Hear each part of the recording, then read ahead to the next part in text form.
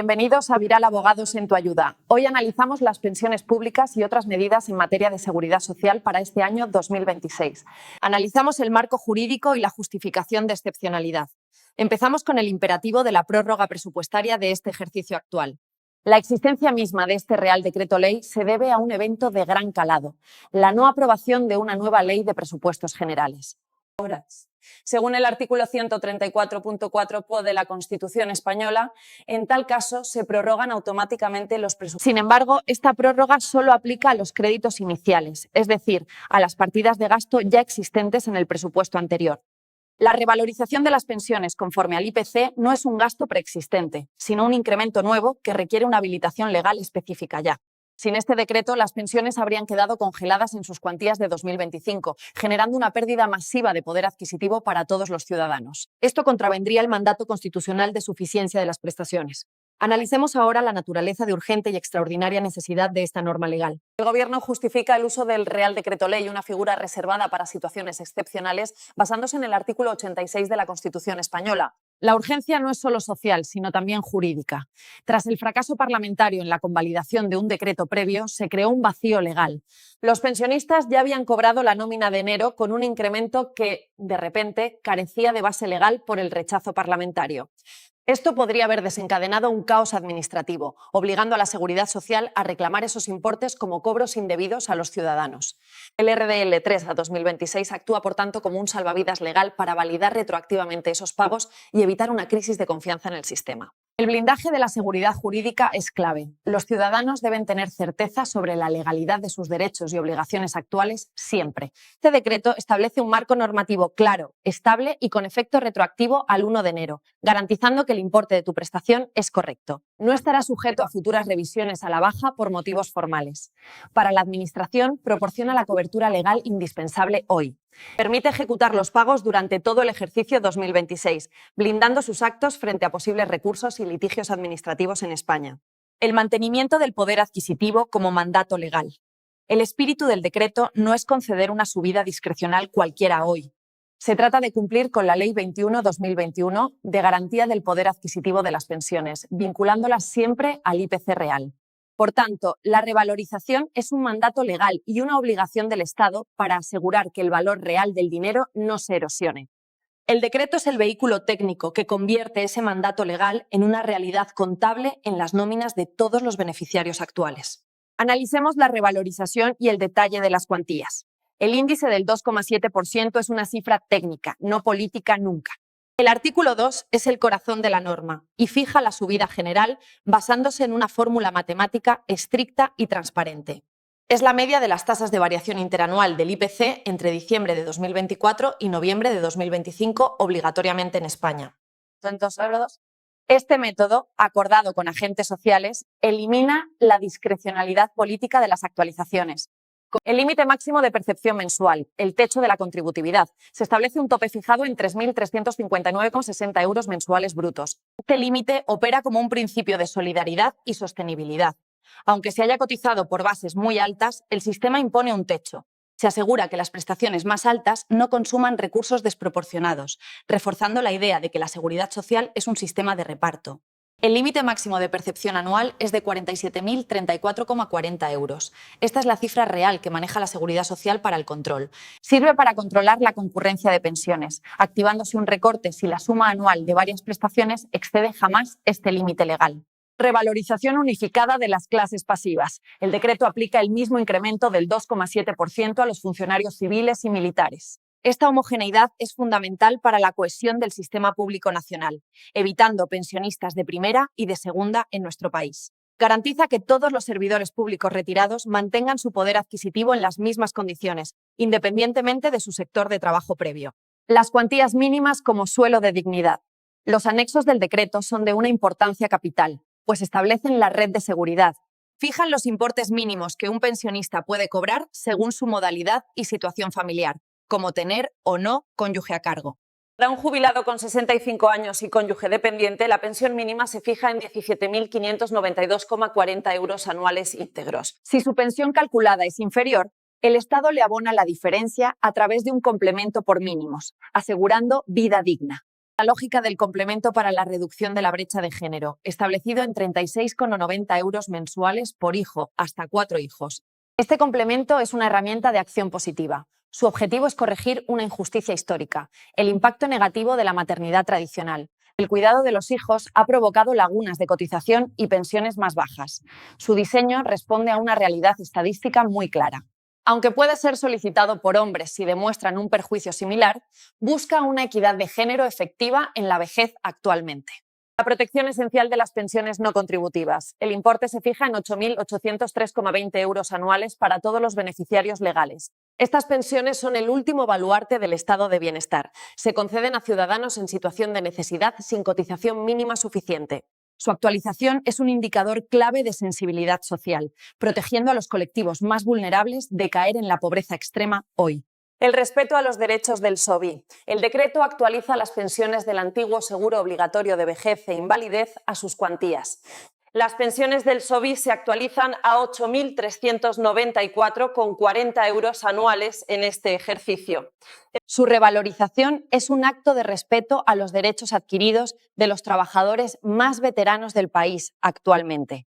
La sostenibilidad del sistema y las fuentes de financiación. La actualización de las bases máximas de cotización supone más ingresos públicos. El tope máximo de la base de cotización se eleva a 5.101,20 euros mensuales hoy. Los salarios que superen esa cifra cotizarán sobre una porción mayor de su remuneración bruta por exigencia del nuevo decreto. Esto aumenta significativamente la recaudación de la seguridad social para hacer frente al pago de las pensiones actuales y futuras. La vinculación de las bases mínimas al SMI asegura que éstas se incrementen en el mismo porcentaje que el salario mínimo. Evita una brecha entre lo que ganan y por lo que cotizan, asegurando una base digna para su futura pensión. El mecanismo de equidad intergeneracional, el MEI, es ahorro para el futuro. Se consolida una cotización adicional del 0,90%. Esta cuota es finalista, ingresándose íntegramente en el Fondo de Reserva de la Seguridad Social, la famosa hucha de las pensiones. Es un mecanismo de ahorro forzoso para soportar la jubilación masiva de la generación del baby boom en la próxima década. Su reparto es de un 0,75 a cargo de la empresa y 0,15 por el trabajador. La cuota de solidaridad, rompiendo el techo contributivo. Se crea una nueva cuota que grava la parte del salario excedente hoy. Es una cuota de solidaridad porque su pago no genera ningún derecho adicional de pensión para el trabajador que la paga. Es una medida puramente redistributiva que pide un esfuerzo adicional a los salarios de élite para contribuir al bienestar común. Rompe el principio tradicional de que toda cotización debe generar una contraprestación futura, medidas sectoriales y reformas legislativas específicas. La cotización especial para colectivos de riesgo como bomberos y forestales. El decreto impone una cotización adicional del 10,60%. Esta sobrecotización no es un castigo, sino la herramienta que financia legalmente su derecho a la jubilación anticipada en España. La ley reconoce la peligrosidad y toxicidad de su trabajo, que provoca un envejecimiento prematuro, haciendo desaconsejable su permanencia en activo. La prórroga de la jubilación activa para médicos. Ante la escasez de médicos de atención primaria, el decreto prorroga una medida excepcional. Permite que estos profesionales jubilados sigan trabajando a tiempo completo o parcial mientras cobran el 75% de su pensión. Es una medida de gestión de recursos humanos de emergencia para evitar el colapso sanitario, reteniendo el talento de los facultativos senior. La supresión de la obligación de declarar el IRPF para desempleados. El decreto modifica la ley del impuesto sobre la renta actualmente. Elimina la obligación de presentar la declaración para muchos perceptores de la prestación por desempleo con ingresos bajos. Libera a casi 2 millones de ciudadanos de una carga burocrática compleja, evitando el efecto injusto de tener dos pagadores. Adaptación a la nueva clasificación de actividades KENAE 2025. El texto actualiza la tarifa de primas por accidentes de trabajo técnicamente. Asegura que la cotización que paga una empresa se corresponda con el riesgo estadístico real de su sector profesional actualmente. Las actividades más seguras verán reducida su prima, mientras que nuevas actividades emergentes serán catalogadas según su nivel de riesgo real. Ampliación del plazo para la devolución de préstamos de la Tesorería. La norma concede una moratoria de 10 años a la Seguridad Social. Libera a la Tesorería de la presión de devolver miles de millones, permitiendo usar esa liquidez para garantizar el pago de pensiones mensual. Esto se hace sin necesidad de emitir nueva deuda. Naturaleza jurídica de la modificación de la Ley General de la Seguridad Social. La disposición final primera del decreto tiene un calado legislativo enorme, ya que modifica el texto refundido de la propia ley. Esto significa que las nuevas reglas sobre cotizaciones, como la cuota de solidaridad, se incorporan al cuerpo legal principal del sistema público, dotándolas de permanencia y vocación de futuro más allá del ejercicio 2026. El carácter no consolidable de los complementos por mínimos hoy. Se subraya que los complementos para alcanzar la pensión mínima no son un derecho adquirido para siempre, sino una ayuda condicionada. Si un pensionista recibe una herencia o premio que supere los límites legales, está obligado a comunicarlo inmediatamente a la Administración. El Estado retirará o reducirá el complemento, asegurando que los fondos públicos se destinen exclusivamente a quienes realmente los necesitan cada mes. El tratamiento de las pensiones de viudedad con cargas familiares. El decreto pone especial atención en mejorar estas cuantías específicas actualmente. Este colectivo, mayoritariamente femenino, es uno de los más expuestos al riesgo de pobreza y la norma busca reforzar su protección. La gestión delegada de las pensiones no contributivas. Aunque se financian con presupuestos del Estado, su gestión recae en las comunidades autónomas. Este modelo busca acercar la administración al ciudadano, permitiendo una gestión más personalizada y coordinada con los servicios sociales de cada territorio. La disposición derogatoria única, limpieza jurídica. Esta disposición anula explícitamente el Real Decreto Ley 16/2025, rechazado anteriormente. Su función es eliminar una norma fallida del ordenamiento jurídico, asegurando que no haya ninguna duda sobre el texto legal en vigor. La retroactividad de los efectos económicos. La disposición final establece que los efectos económicos del decreto se aplican desde el 1 de enero. Esto da cobertura legal a los pagos realizados en enero y garantiza que la subida del 2,7 se aplique íntegra.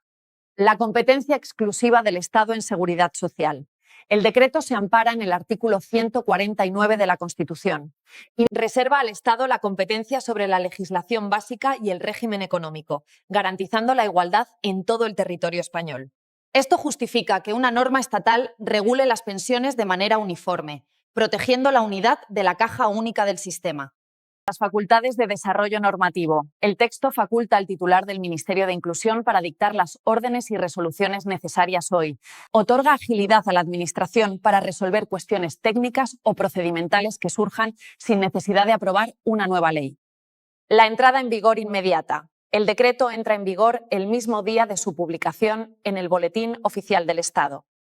Y esta celeridad permite aplicar los nuevos importes en las nóminas del mes siguiente sin retrasos, asegurando la corrección de los pagos. El impacto en la negociación colectiva. El decreto influye indirectamente en los convenios al fijar las bases máximas y mínimas hoy. Establece un marco de costes laborales que empresas y sindicatos deben considerar al negociar salarios y otras condiciones laborales actuales. La protección en situaciones de incapacidad permanente. Todas las modalidades se benefician de la revalorización del 2,7%. En la gran invalidez, el complemento para remunerar a la persona asistente también se incrementa, reconociendo el impacto de la inflación real. El control de la concurrencia de pensiones. El decreto refuerza los mecanismos para los beneficiarios que perciben más de una pensión pública. La Seguridad Social cruza datos para asegurar que la suma no supere el límite máximo legal, ajustando automáticamente la cuantía sobrante. La transparencia informativa al ciudadano. La ley obliga a enviar una notificación a cada pensionista detallando la revalorización aplicada íntegramente. Debe desglosar la pensión base, el incremento por IPC y cualquier complemento adicional, garantizando la máxima transparencia informativa hoy. El efecto de cohesión territorial. Al ser una norma homogénea, la subida de las pensiones actúa como un elemento de cohesión. Inyecta poder adquisitivo en todas las regiones, con impacto positivo en zonas rurales o la llamada España vaciada actualmente. En estos lugares, los pensionistas son un pilar fundamental del consumo local, sosteniendo la economía de sus municipios cada mes. El refuerzo del Fondo de Reserva o hucha de las pensiones, gracias a la recaudación del MEI y la cuota de solidaridad. El decreto asegura un flujo neto positivo de ingresos hacia el fondo, mejorando la solvencia a largo plazo de todo el sistema. Transmite una señal de confianza a mercados internacionales y agencias de calificación sobre la robustez financiera de España en el futuro. La modernización de la acreditación de la vivencia. Se impulsan métodos telemáticos para pensionistas que residen en el extranjero legalmente hoy. Se promueve el uso de aplicaciones con reconocimiento facial y cruce de datos con registros civiles extranjeros para acreditar la fe de vida. Simplifica un trámite que resultaba muy engorroso para las personas mayores fuera de nuestras fronteras, evitando desplazamientos innecesarios a consulados. La articulación con el sistema de dependencia. El decreto se coordina con la Ley de Dependencia al garantizar rentas mínimas dignas. La prestación estatal sirve de base sobre la cual las comunidades autónomas construyen el resto de las ayudas y servicios sociales. Se logra así una protección más integral de la persona dependiente, uniendo esfuerzos administrativos para un bienestar social efectivo hoy. La previsión de mecanismos de seguimiento. El decreto contempla la supervisión de su impacto a través del famoso Pacto de Toledo. Este órgano evaluará si la revalorización ha sido suficiente para cubrir la inflación y si las nuevas fuentes funcionan correctamente, pudiendo proponer ajustes en el futuro según los resultados obtenidos. El compromiso final, un contrato entre generaciones clave para España. El Real Decreto Ley 3/2026 es la materialización de un pacto social. Pide un esfuerzo mayor a los trabajadores activos, especialmente a salarios más altos para garantizar vida digna a los jubilados, construyendo bases para que las generaciones futuras confíen. Es un equilibrio complejo entre solidaridad presente y responsabilidad futura. Pasamos a las 10 preguntas más buscadas sobre este decreto. Primera, ¿cuánto me van a subir la pensión exactamente? Todas las pensiones contributivas subirán un 2,7% siempre. Para saber el importe exacto, simplemente multiplica la cuantía de tu pensión mensual por 1,027 obligatoriamente ahora. Por ejemplo, si cobras 1.200 euros, tu nueva pensión será de 1.232,40 euros mensuales. Segunda, soy viuda y cobro muy poco. ¿Mi pensión también sube un 2,7%? La respuesta es sí. Al ser una pensión contributiva, sube igual. Además, si tras la subida es muy baja, se aplicará el complemento por mínimos. El sistema asegura que alcances el umbral mínimo de ingresos que fija la ley para tu situación familiar específica actualmente. Tercera, cotizo por el máximo. ¿En qué me afecta la cuota de solidaridad? Si superas la base máxima de cotización, la parte de tu sueldo por encima de esa cifra tendrá una nueva cotización progresiva sobre ese exceso de salario. Es importante saber que esta cotización adicional no te generará una pensión más alta en el futuro. Es pura solidaridad. Cuarta, ¿qué es el MEI y por qué me quitan un 0,15% del sueldo? Es ahorro futuro. Su objetivo es garantizar fondos para pagar las pensiones cuando se jubile la numerosa generación del baby boom en España. Es un pequeño esfuerzo de hoy para asegurar las pensiones de mañana, reforzando la sostenibilidad financiera del sistema público nacional. ¿Por qué el Gobierno ha aprobado esto por decreto ley y no con los presupuestos? Porque no se logró aprobar la ley de presupuestos. La ley obliga a subir las pensiones con el IPC y al no haber presupuestos, la única vía rápida y segura era el Real Decreto Ley. Es una herramienta para situaciones de urgencia como esta, garantizando que el pensionista no pierda ni un euro de su revalorización anual. Sexta, estoy en paro. ¿Es verdad que ya no tengo que hacer la declaración de la renta? Sí, es una novedad muy importante. Si tus únicos ingresos provienen del paro y no superas ciertos límites, el decreto elimina la obligación de presentar la declaración del IRPF. Esto te simplifica la vida y evita que, por tener dos pagadores como la empresa y el SEPE, te pudiera salir a pagar siempre. Séptima, ¿qué es el complemento por brecha de género y quién puede pedirlo? Es una ayuda de 36,90 euros al mes por hijo. Se añade a la pensión para compensar a quienes vieron perjudicada su carrera laboral por dedicarse al cuidado de los hijos en el pasado. Aunque está diseñado pensando en las mujeres, los hombres también pueden solicitarlo si demuestran que su carrera se vio más perjudicada legalmente. Octava, si mi pensión es no contributiva, ¿también me la suben? Sí, tanto las de jubilación como las de invalidez se revalorizan ahora. El importe anual para 2026 queda fijado en 8.803,20 euros, repartidos en 14 pagas. Novena, ¿cuál es la pensión máxima que se puede cobrar en España en 2026? El tope es de 3.359,60 euros brutos mensuales. Independientemente de lo cotizado y aunque sume varias pensiones, el total anual no puede superar los 47.034,40 euros brutos por ley. Décima, soy bombero. ¿Cómo me afecta este decreto para mi jubilación? El decreto consolida tu derecho a la jubilación anticipada profesional. Establece una cotización adicional del 10,60% sobre tu salario para financiar tu retiro temprano sin sufrir penalizaciones en tu pensión. Hola. ¿Hola? Escucha bien. ¿Vas a seguir esperando a que te alcancen o vas a tomar el control hoy mismo? Estás en el epicentro de la información más viral. Abogados en tu ayuda. No pierdas ni un segundo más. Suscríbete ahora mismo para no quedarte fuera de los debates que están incendiando las redes en España. Aquí la información no tiene filtros, pero sí soluciones claras. Únete a nuestra comunidad. Queremos tu opinión, tu crítica y tu debate. Sin censura, con máximo respeto. Suscríbete ya y haz oír tu voz en este canal.